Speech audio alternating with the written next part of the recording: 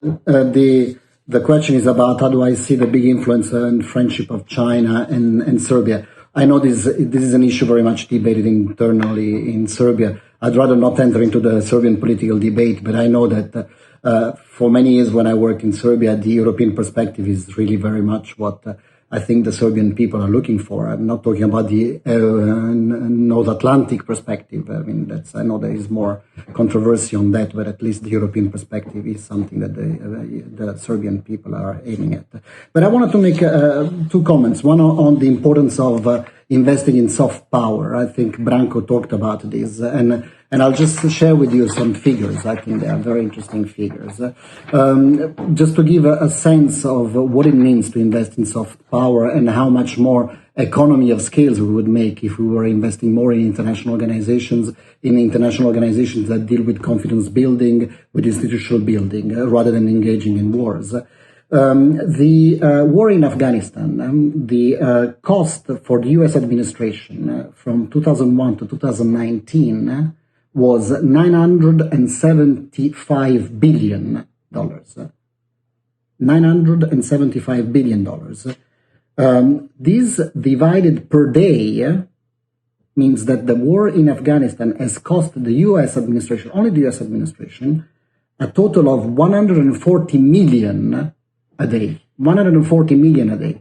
Now, last week, after 5 months of debates, discussions, fights within the OSCE Permanent Council, they finally found consensus to approve a budget of 1 year, of 138.2 million.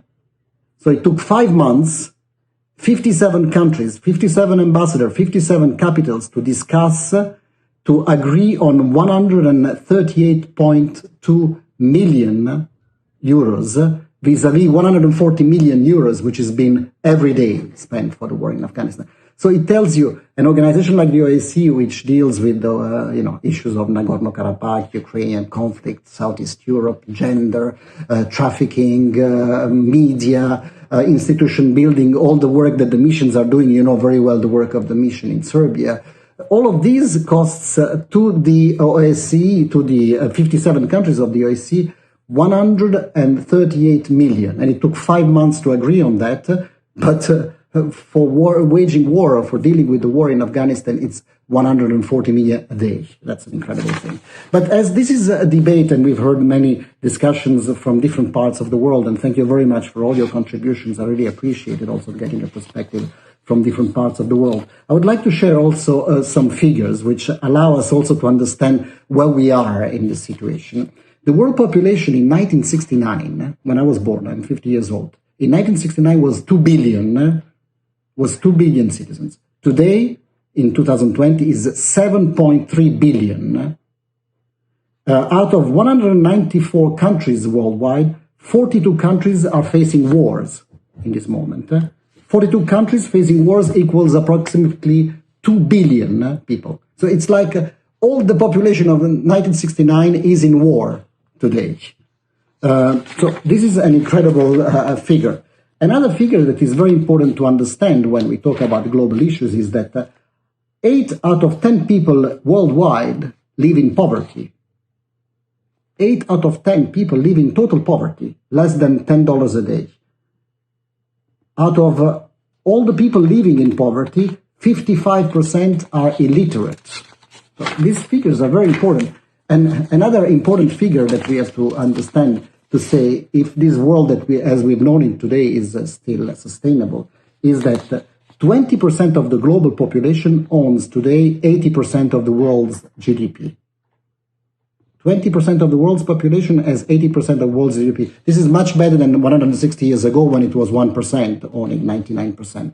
But the big difference today, and that's why I'm thinking, is this sustainable, is that the 80% which lives in poverty and doesn't own the world's GDP sees through social media, through TV. And now everybody sees what other people do. Everybody wants to live like those of us who live in that lucky, let's say, 20% of the world's population. And I say 20%, we are all in that, North America, I think also Europe, Serbia, with different degrees, but we are in the lucky part of the world's population. So these are very more important figures to keep in mind when politicians are looking at long-term strategies and long-term perspective strategies, because maybe we will fix it, and now we have this pandemic, so we have time to reflect over these issues. We can fix it for 5 years, 10 years, but this is not sustainable if there is not a real reflection on how we can come out of the situation